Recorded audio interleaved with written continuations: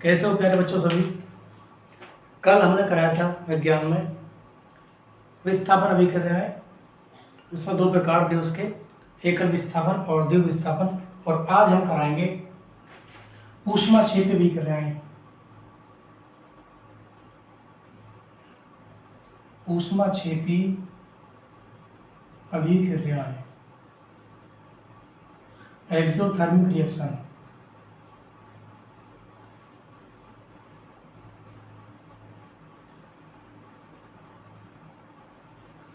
तो exothermic reaction कौन सी होती है? ये वे रिएक्शन होती है जिनमें ऊर्जा का उत्पादन होता है या ऊष्मा उत्पन्न होती है, तो उसमें क्या कहते हैं? ऊष्माक्षेपी अभिक्रियाएं। तो लिखेंगे ऐसी रासायनिक अभिक्रियाएं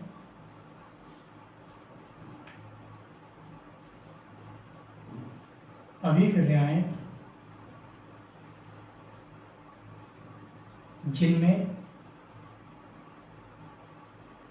ऊष्मा उत्पन्न होती है।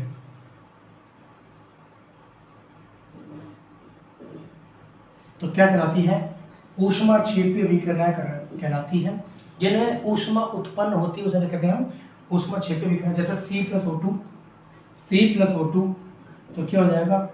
CO2 और प्लस 98.3 किलो कैलोरी। फिर है N2 प्लस 3H2 तो हो जाएगा 2NH3 plus 24.3 kilo calorie energy. CH4 plus 2O2 से हो जाएगा CO2 और प्लस H2O प्लस एनर्जी। ये सब क्या होती है? इन सभी अभिक्रियाओं में क्या होता है? ऊष्मा उत्पन्न होती है। यानी किसी भी उत्पाद के साथ अगर प्लस के साथ ये जुड़ती है तो वो सब क्या होती हैं? ऊष्माक्षेपी अभिक्रिया कहलाती हैं या एक्सोथर्मिक रिएक्शन कहलाती है, जिनमें ऊष्मा का उत्पादन होता है या ऊष्मा उत्पन्न होती है, तो उसमें क्या कहते हैं? ऊष्माक्षेपी अभिक्रिया। और एक आती है आपकी श्वसन में, जो हम सांस लेते हैं तो कौन सी रिएक्शन होती है? तब भी कौन सी होती है? ऊष्माक्षेपी अभिक्रिया होती है या एक्सोथर्मिक रिएक्शन होती है। यानी इसमें भी क्या होता है? सांस छोड़ते हैं तो क्या होता है? एनर्जी निकलती है नहीं, तो एनर्जी जब निकल रही है तो क्या होता है? ये भी क्या है? ऊष्माक्षेपी अभिक्रिया होती है। जैसे C6H12O6 प्लस 6O2 क्योंकि ऑक्सीजन के साथ होती है तो हो जाएगा 6CO2 और प्लस 6H2O और प्लस एनर्जी। तो श्वसन भी क्या है? एक ऊष्माक्षेपी अभिक्रिया होती है, यानी एक्सोथर्मिक रिएक्शन होती है। वेरी वेरी इंपोर्टेंट क्वेश्चन है ये।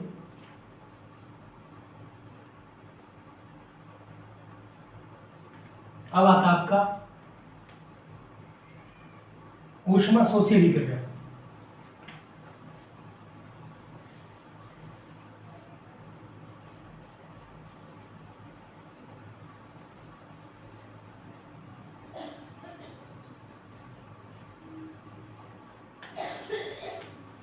ऊष्माशोषी अभिक्रिया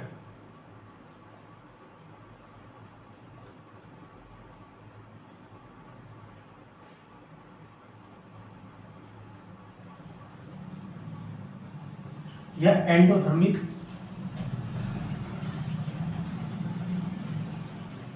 रिएक्शन। इसमें एक वर्ड आता है ऊष्माशोषी। शोषी मतलब क्या होता है? शोषण होना, यानी किसी चीज में कमी होना। और इसमें एक है एंड में अंत होना, यानी ऐसी अभिक्रियाएं जिसमें ऊष्मा का शोषण होता हो या ऊष्मा में कमी आती हो तो उसे हम क्या कहते हैं? ऊष्माशोषी अभिक्रिया। दोनों वर्ड में देख लो, कुछ ना कुछ आंसर इसका निकल रहा है। शोषी का शोषण और एंड का अंत, यानी जिस अभिक्रियाओं में ऊष्मा में कमी होती है होते हुए तो उसमें क्या कहते हैं? ऊष्माशोषी अभिक्रिया। जैसे तो लिखेंगे ऐसी रासायनिक अभिक्रिया जिनमें ऊष्मा का शोषण होता है उन्हें ऊष्माशोषी अभिक्रिया कहते हैं।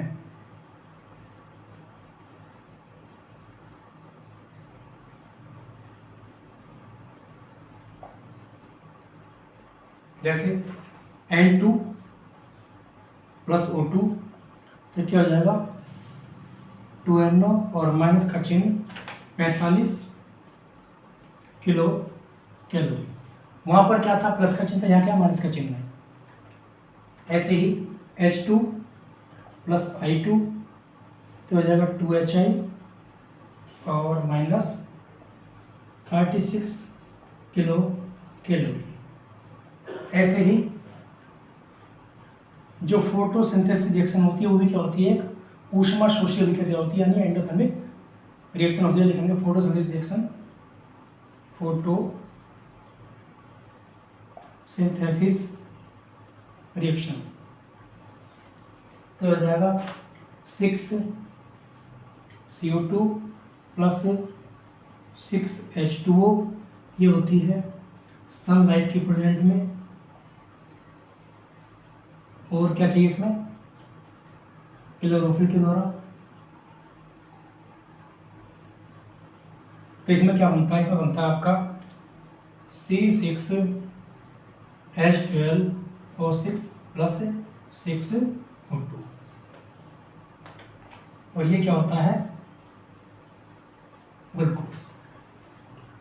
तो प्रकाश संश्लेषण की जो अभिक्रिया होती है वो भी क्या होती है, एक ऊष्मा शोषी अभिक्रिया होती है, उसमें भी ऊष्मा का शोषण होता है।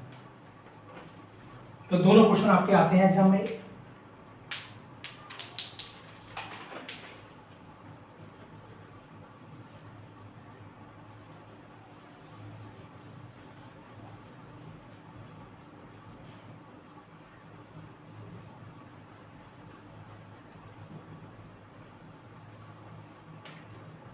अब है आपका उपचयन अभिक्रियाएं। उपचयन अभिक्रियाएं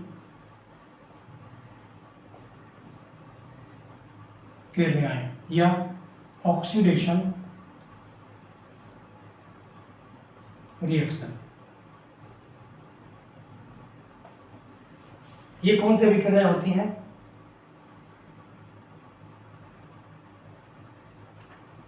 तो लिखेंगे ऐसी अभिक्रियाएं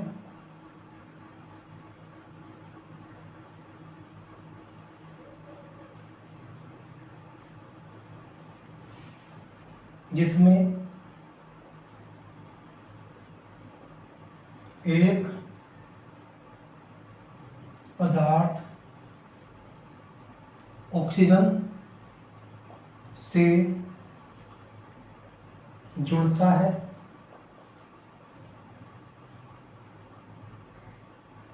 या इलेक्ट्रॉन को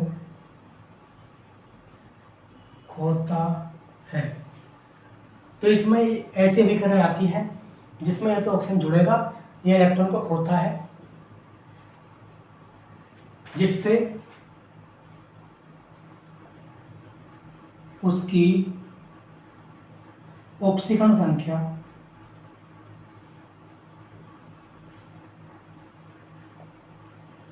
में वृद्धि हो जाती है। ये लाइन बहुत इंपॉर्टेंट है। तो ऑक्सीडेशन रिएक्शन कौन सी होती है, जिसमें ऑक्सीजन संख्या में वृद्धि हो जाती है राइट साइड में, जैसे 2H2 प्लस O2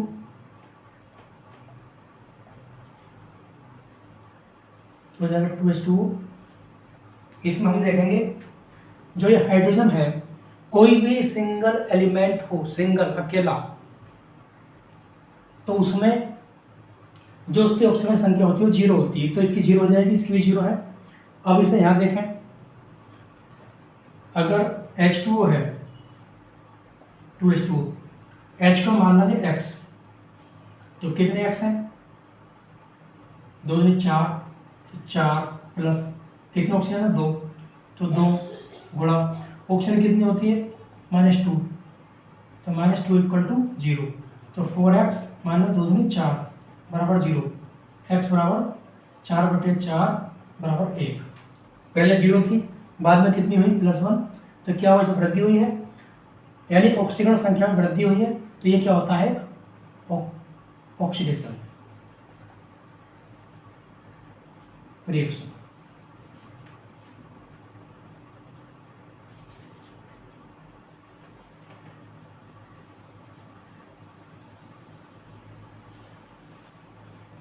ऐसे ही 2Cu + O2, तो ये हो जाएगा 2CuO, यहाँ भी 0, यहाँ भी 0, हमें निकालनी कॉपर को, तो मान लेंगे 2CuO, कॉपर को मान लेंगे x, तो 2x प्लस 2 ही ऑक्सीजन है, तो 2 गुणा ऑक्सीजन की होती है -2 इक्वल टू 0, तो 2x माइनस 2 दूनी 4 बराबर 0, 2x बराबर 4, x बराबर +2, तो कितनी हुई +2, यानी ऑक्सीजन संख्या में पहले 0 थी, फिर 2 की वृद्धि हुई, तो क्या हुआ, ये भी ऑक्सीडेशन, यानी ऑक्सीजन संख्या बढ़ी है, तो ये क्या है ऑक्सीजन अभिक्रिया है।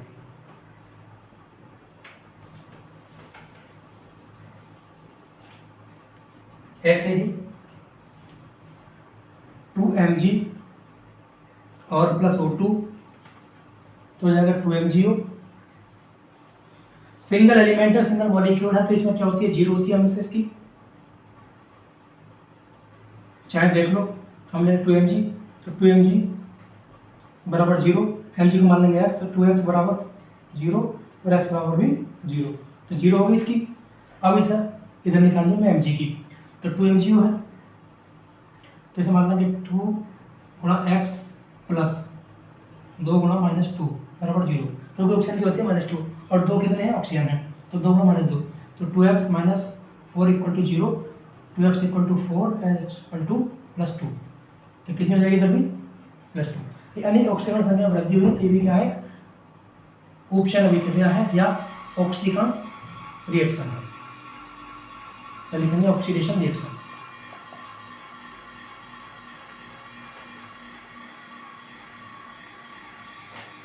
अब आता आपका अपचयन अभिक्रिया या रिडक्शन रिएक्शन।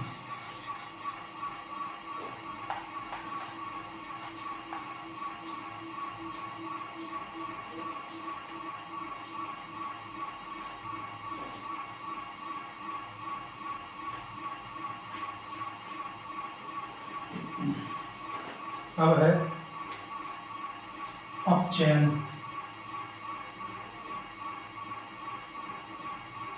या रिडक्शन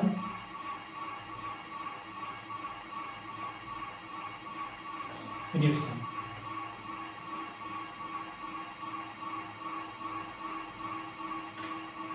तो लिखेंगे ऐसी अभिक्रियाएं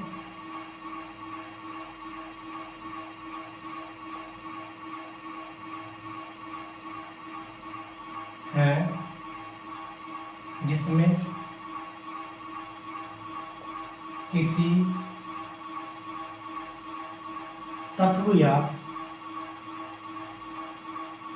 यौगिक की ऑक्सीकरण अवस्था में कमी होती है।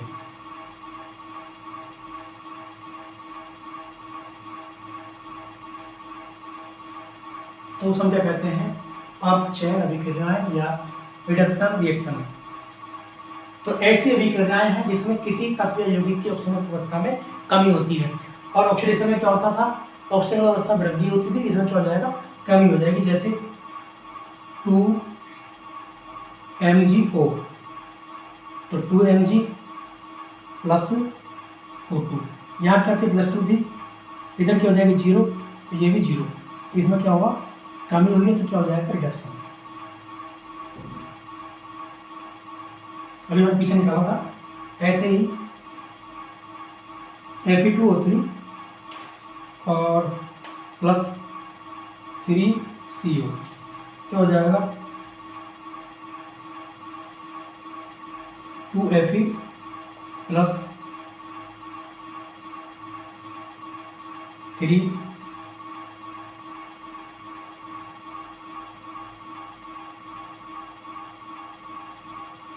CO2, यानी 3 और 3 6 ऑक्सीजन हो गए और 3 कार्बन हो गए। तो इसमें 0 हो गए, इधर क्या है +2 हो जाएगा, यानी देख लो Fe2O3 है, Fe मान लेंगे x, तो 2x प्लस 3 गुणा -2 बराबर 0, क्योंकि ऑप्शन की होती है -2, तो 2x - 6 बराबर 0 और 2x बराबर +6 और x बराबर +3, तो ये हो जाएगा +3 और इधर क्या है 0, +3 से ऑक्सीडेशन नंबर 0 हुई है, तो क्या हो जाएगा रिडक्शन।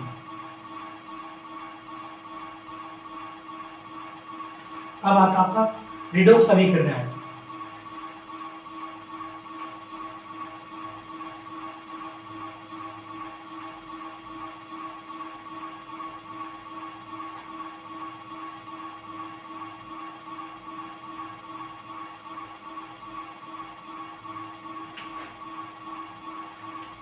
रिडोक्स रिएक्शन,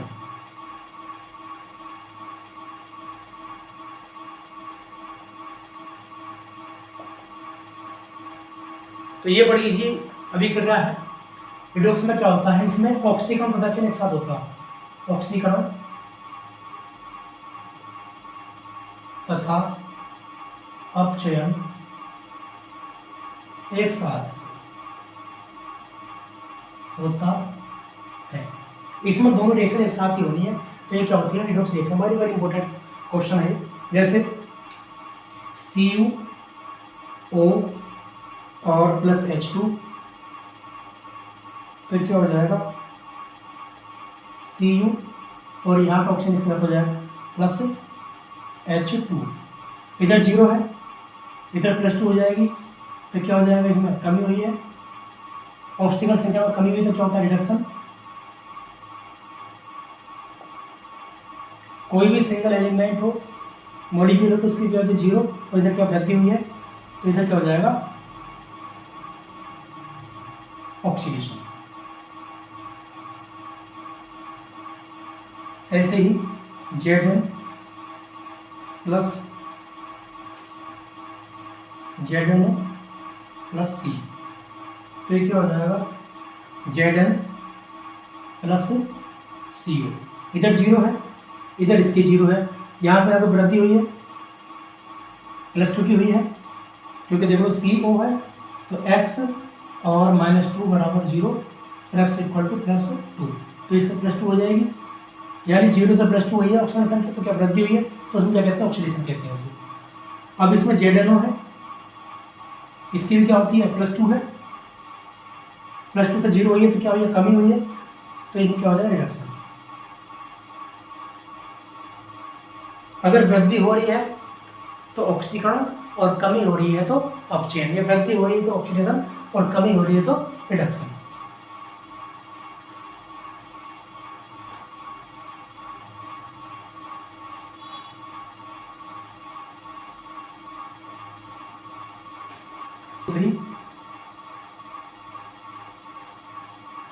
और +2Al,